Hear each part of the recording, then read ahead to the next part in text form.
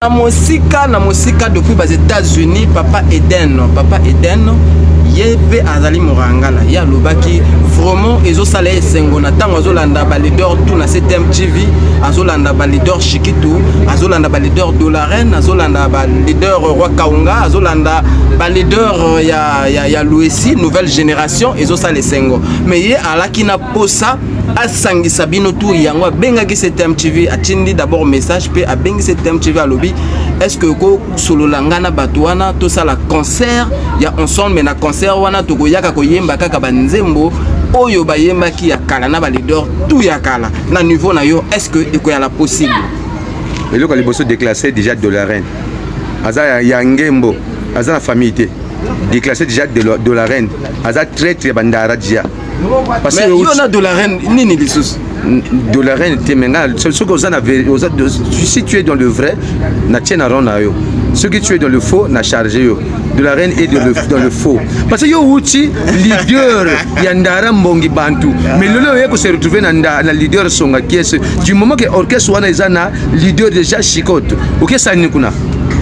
mais il y avait baki que wana yali makamonaye donc ye de éviter ce cas de la formation toujours ou bien yali nini to éviter question à papa wana papa est-ce que ko reprendre ango normalement yalinga yeba na yo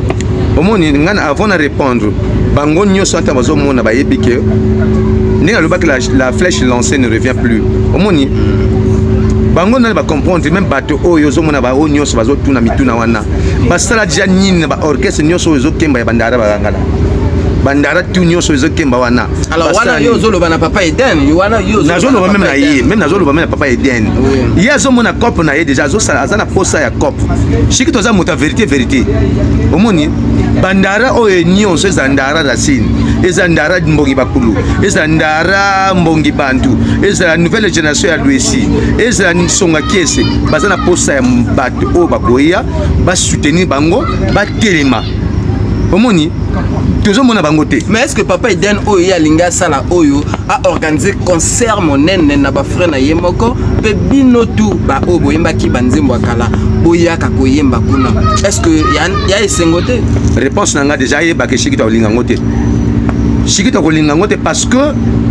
azana posa bato même kufa na makambo wana fole aya amona pasi na biso amona souci na biso ya monika mbongo na ye parce que na sangisa bango lokola baninga na mususu babosala ngambo kuna batia batie mbongo azana mbongo c'est vrai est-ce que azana vrai souci ya mangomba nyonso oyo ou bien azaka na posa ya cop na ye ngana shika kana posa ya ko sepelisa vraiment azaka na posa ya cop na ye a sepelisa bato ngana shikito clair faux alors faux clair wana ezali question ya kana bango mbiaka masolo leader Chikitu moto akala ya bana makambo ya ndule o na ba leader Karita na ba leader Karita mais na ba leader AMDP non leader Karita Amédée soka lui a comme leader merci parce que azali na biso fois za leader non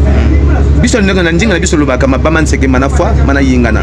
c'est pas mauvais mais avant Amédée elle a battu azaka na kacha makambo en fait il y a comme leader pe a comme roi na bino nyoso wana peu importe mais but na ngai za nini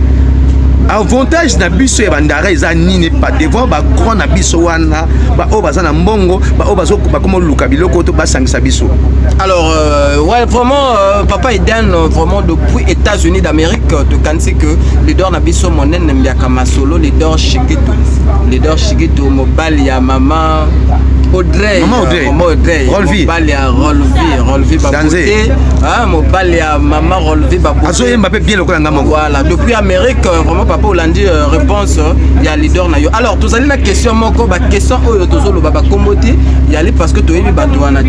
alors toi la question moko to yambaki na à travers WhatsApp na biso moto wana tunaki que na album je ne sais pas ce qu'il y a album ou bien l'autre là ya nzembo ona lobi na yo récemment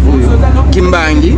alors tomone yana talaku moko kuna na moi chauffeur wana boaki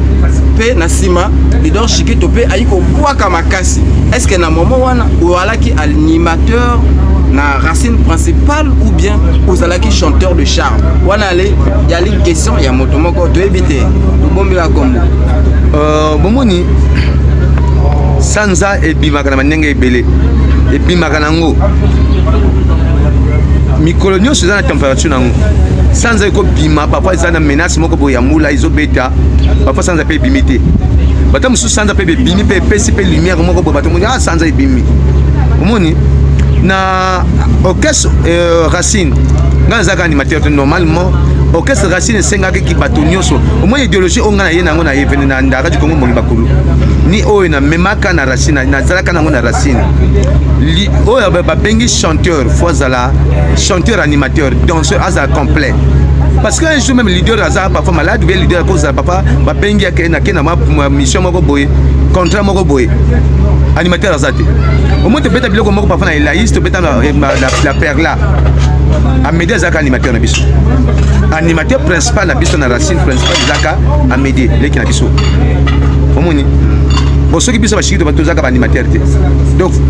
lelo soki Amédée totika ye todale kaka azalaka kaka animateur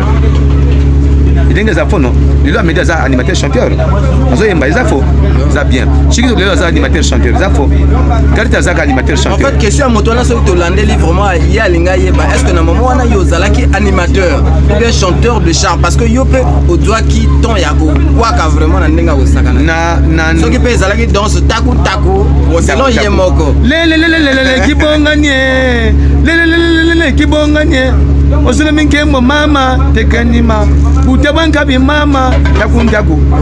omoni donc ngana au fait ngana zaka na ba capacité nyonso depuis na orchestre wana mais na mibombaka parce que chaque chose a son temps kuwela mbango te zela nzambe akotombola mikitsa nzambe akotombola yo donc même mbona bano beta mbona te na bando beta lindanda te na bando biloko mususu bano sakaka selon mais tango na yeshenga oye komi nga na lakisi de quoi j'étais capable ou de quoi je suis capable dans ma vie omoni bato comme kama o shiki to beta lindanda shiki to beta compositeur shiki to beta boye dans la racine principale vraiment ozalaki na bas opportunité wana te akosimba même mbondo beta ba kosala nini boye rien bloqué maintenant na bando bloqué na moment wana to lobela ngo juste bon wana ileka mission na ngai zani pona lelo mission na biso za lelo nini omoni même bato wana bazoloba lelo bakoma profiter non babosali ke ba orchestre nyonso bazala posa ya soutien mais ba grand wana ça veut dire ba grand wana bazokabola biso tango ya chez petit wana ba biso ba yena petit ba grand wana lokola quel grand moi oui ba ezate parce que moto moko aliki na sima ya Amédée petit bona mona bampangi kusaka na ndi shikito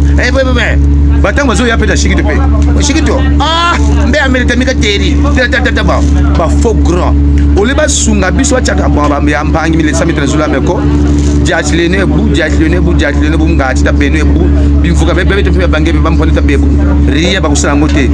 mais comme c'est des sorciers les grands wana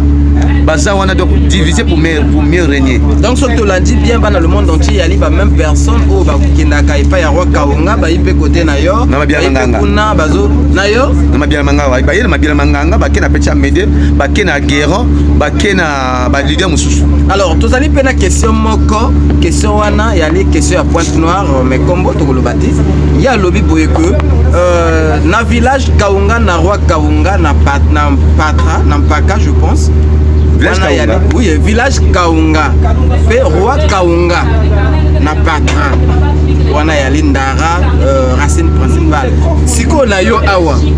yo ozali nini ozali roi ou bien gare ou bien nini pe esika na yo kombo nini référence wana yali ba question otozo yamba vraiment na 7e TV de invité na bato wana to bombi kombo siko na yo